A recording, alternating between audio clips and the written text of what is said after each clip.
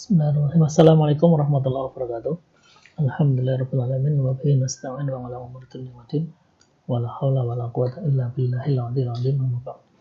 Ya, sebelum kita kuliah mari kita baca surat Al-Fatihah dulu untuk orang tua kita, untuk guru kita, untuk kiai kita, dan untuk niat kita semoga dicatat sebagai niat ibadah oleh Allah Subhanahu wa taala dan semoga mendapat syafaat dari Nabi Muhammad sallallahu alaihi wasallam. Al-Fatihah.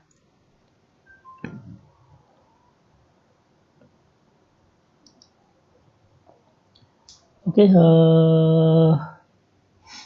pertemuan kita kali ini membahas tentang etika. Yang pertama adalah tujuan dari etika.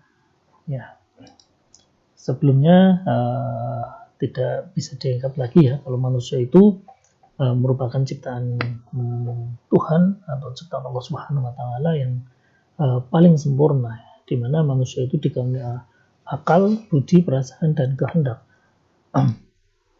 Di mana akal adalah alat untuk berpikir sebagai sumber ilmu dan teknologi, dan akal di sini juga yang bisa membedakan baik dan benar dari suatu perbuatan ya.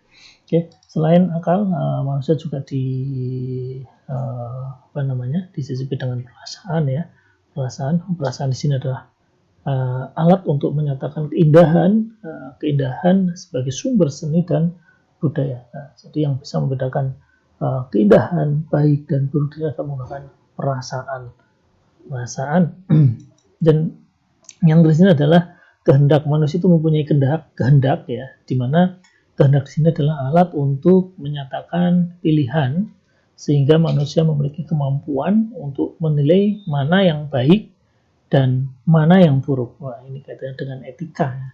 Jadi manusia di sini adalah diciptakan sebagai manusia sosial, makhluk sosial ya, yang harus bisa membedakan baik dan buruk dengan akalnya.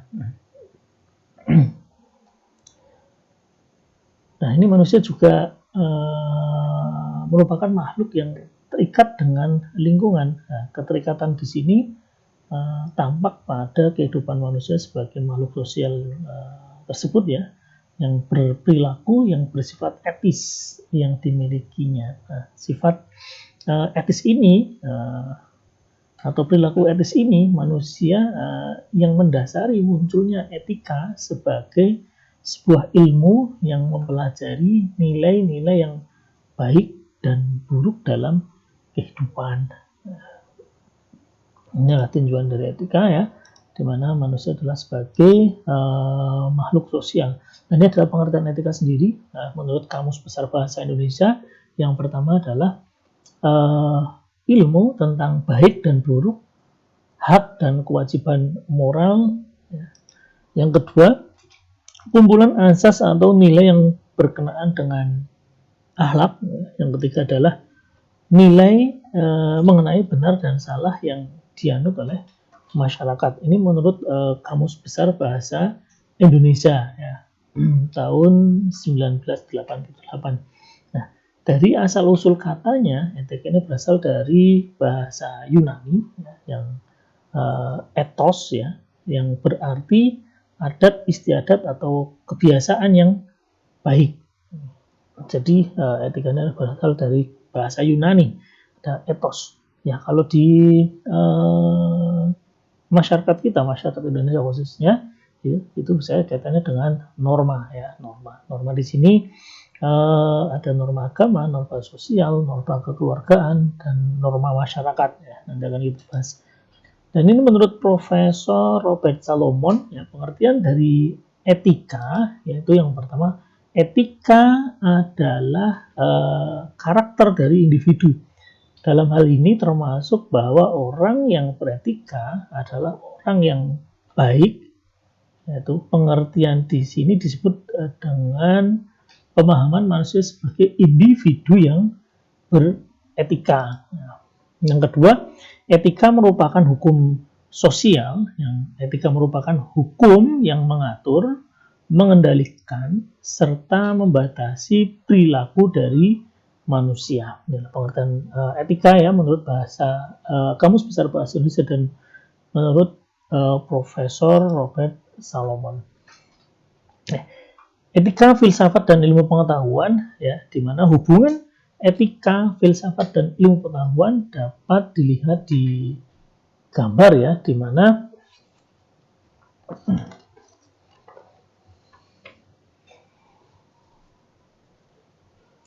dari gambar tersebut dapat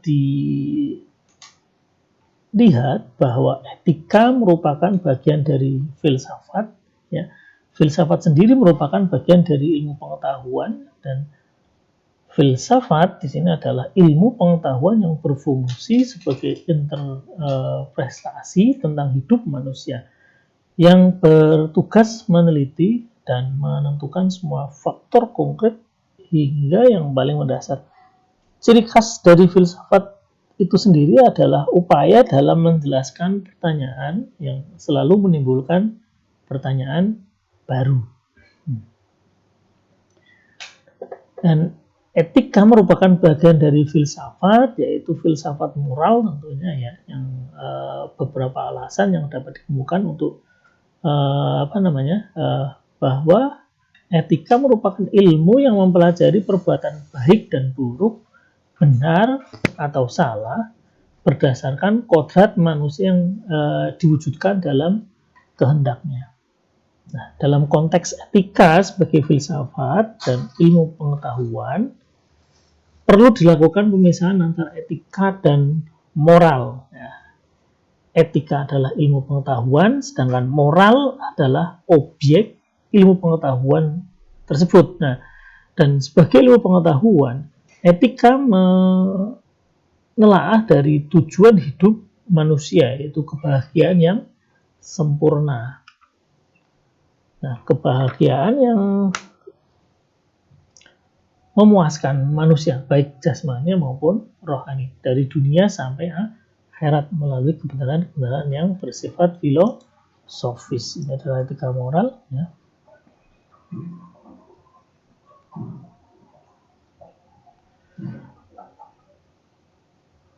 Secara etimologis, etika dapat pula disamakan dengan moral, ya. Moral ini berasal dari bahasa Latin atau mos, yang juga berarti sebagai kebiasaan. Kebiasaan, ini secara etimologis kata moral juga sama dengan etika, yaitu nilai-nilai dan norma-norma yang menjadi pegangan seseorang atau kelompok dalam mengatur tingkah lakunya dalam komunitas kehidupannya.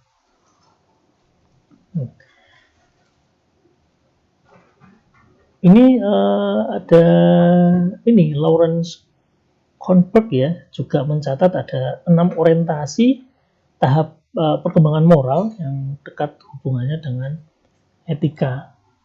Orientasi tersebut ini yang pertama adalah orientasi pada hukuman, ya, ganjaran, kekuatan fisik dan material, ya. Nilai-nilai ini bersifat kemanusiaan, tidak mempersoalkan pada orientasi, ya. Nah, orang cenderung takut pada hukuman dibanding sekedar menjalankan mana yang baik atau yang buruk. Ini adalah orientasi pada hukuman. Terus orientasi hedonistis, ya, hubungan antara manusia. Di sini bisa dilihat ada hedonistis di mana orientasi ini tidak mempersoalkan kesetiaan, rasa terima kasih, dan keadilan sebagai latar belakang pelaksanaan etika. Di mana hedonistis di sini yang penting kita seneng atau semau-mau gue, ya, yang penting seneng. Itu orientasi hedonistis, di mana yang selanjutnya adalah orientasi konformitas. Orientasi ini sering disebut dengan orientasi anak manis atau anak manis, ya, di mana seseorang cenderung mempertahankan harapan kelompoknya serta memperoleh persetujuan kelompok, sedangkan moral adalah ikatan antar individu. Ya, tingkah laku konformitas dianggap tingkah laku wajar atau baik. Nah, ini yang selanjutnya adalah orientasi pada otoritas, ya, di mana orientasi ini orang cenderung melihat hukum kewajiban untuk mempertahankan tata tertib sosial, religius, dan lain-lain ya, yang dianggap sebagai nilai-nilai utama dalam kehidupan. Nah, orientasi yang selanjutnya itu orientasi kontrak sosial. Ya. Orientasinya dilatar belakangi adanya tekanan pada persamaan derajat, hak, kewajiban, timbal balik atas tatanan bersifat demokratis. Orientasi yang terakhir adalah orientasi moralitas prinsip. Orientasi ini memberi nilai tertinggi pada hidup manusia, di mana persamaan derajat dan martabat menjadi suatu hal pokok yang dipertimbangkan.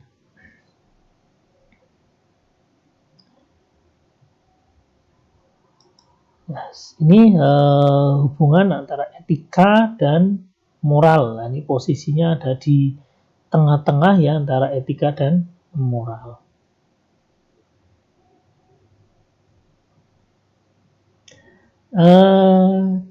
Dalam kajian berbagai kajian ya, ini ada perbedaan atau membedakan etika dan moralitas. Ini menurut Honecker tahun 91, moralitas adalah sistem nilai tentang bagaimana kita harus hidup dengan baik sebagai manusia. Dan nilai-nilai moral mengandung petua atau nasihat, wejangan kalau bahasa Jawa, peraturan atau perintah dan lain sebagainya yang terbentuk secara turun-temurun melalui suatu budaya tentang bagaimana manusia harus hidup dengan baik agar menjadi manusia yang benar-benar baik. Nah, ini kalau wong Jawa dalam kehidupan sehari menggunakan norma ya, norma. Adapun etika yang merupakan cabang filsafat tentang nilai dan norma moral sangat menekankan pendekatan kritis dalam melihat dan menggumuli norma tersebut. Nah, di mana etika merupakan refleksi kritis dan rasional mengenai nilai dan norma moral yang menentukan dan terwujud dalam sikap dan perilaku hidup manusia.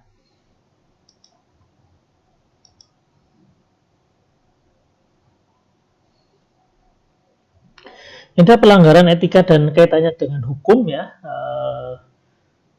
di mana etika sebagai sebuah nilai yang menjadi pegangan seseorang atau suatu kelompok dalam mengatur tingkah laku di dalam kehidupan, tentunya tidak akan terlepas dari tindakan-tindakan yang tidak etis.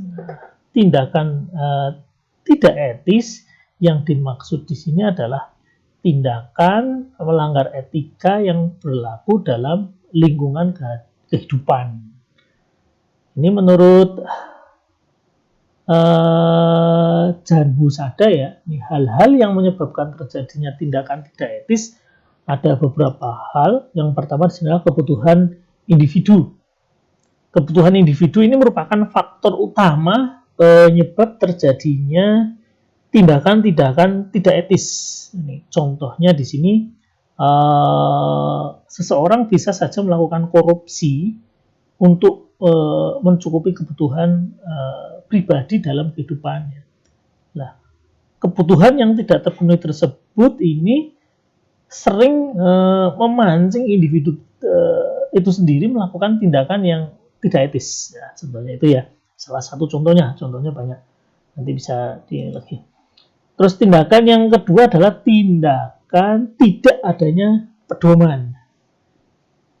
Tindakan yang tidak etis bisa saja muncul karena tidak adanya pedoman atau prosedur yang baku tentang bagaimana melakukan sesuatu. Atau di sini ada SOP ya, standar operating procedure. ya bisa dikatakan sakar PD ya, jalan sekarang. Ini membuka peluang bagi orang untuk melakukan hal-hal yang sebenarnya merupakan pelanggaran etika. Tidak ada pedoman, tidak ada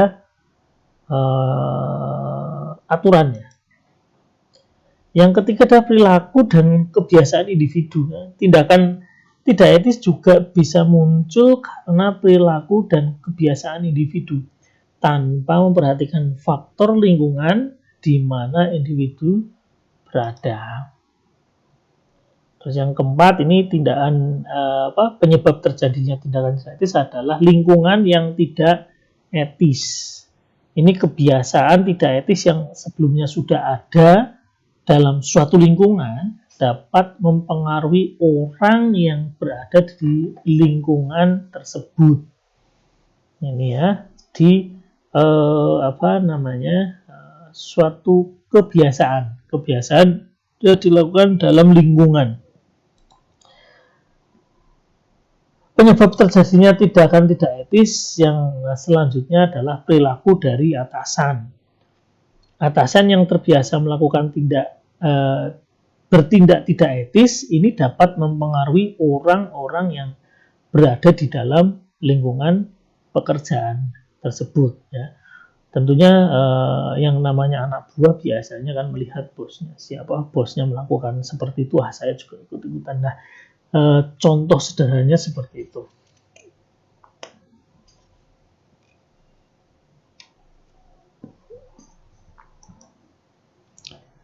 Nah, ini gambaran dari etika, ya, hukum dan moral.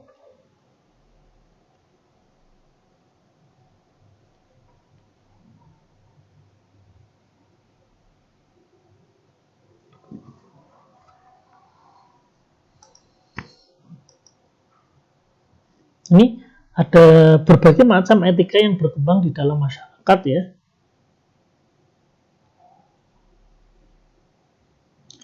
Jika dihubungkan dengan moral ya, di sini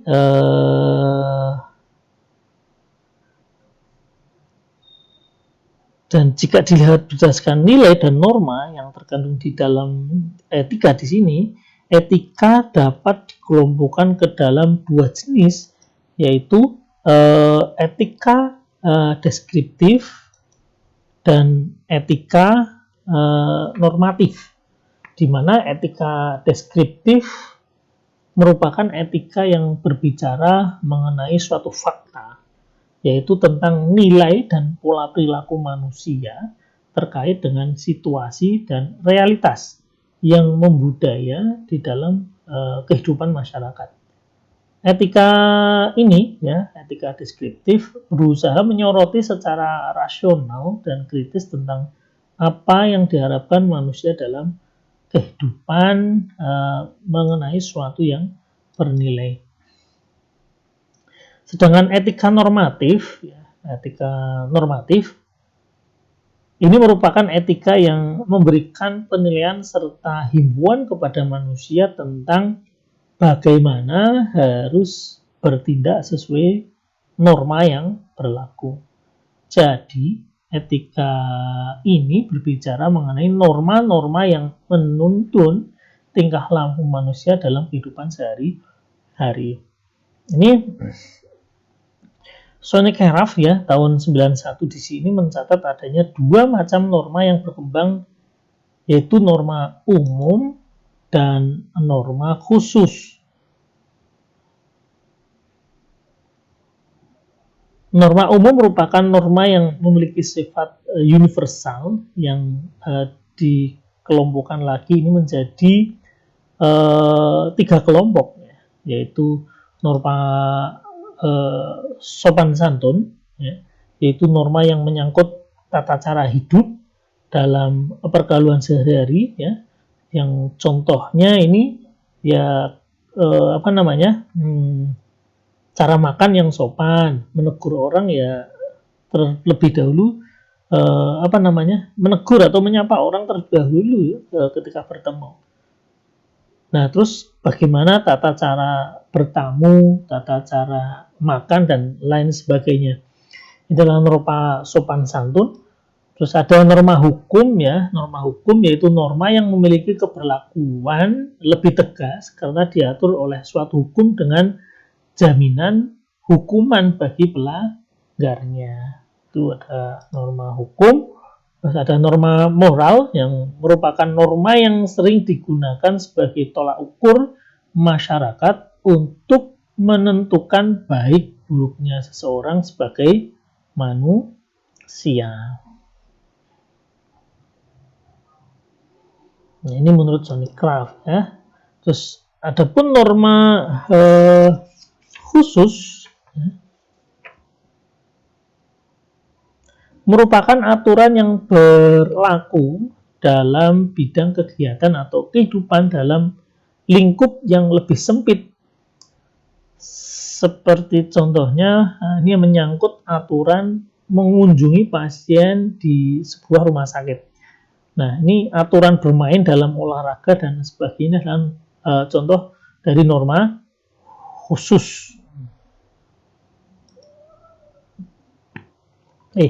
Saya kira itu ya untuk pertemuan kedua kita ya tentang tujuan etika. Ini ada tugas, silahkan didiskusikan nanti ya. Silahkan dicatat. Tugas yang pertama di sini. Secara etimologis, etika dapat disamakan atau artinya dengan moral. Namun, beberapa ahli membedakan etika dengan moral. Apakah yang melandasi perbedaan atau pembeda etika dengan moral tersebut? Itu yang pertama. Yang kedua, etika profesi merupakan salah satu bagian dari etika yang bersifat khusus. Apa maksudnya? Yang kedua, yang ketiga, jelaskan bagaimana bentuk hubungan antara etika, moral, dan hukum pada praktek pelaksanaan etika di dalam kehidupan bermasyarakat.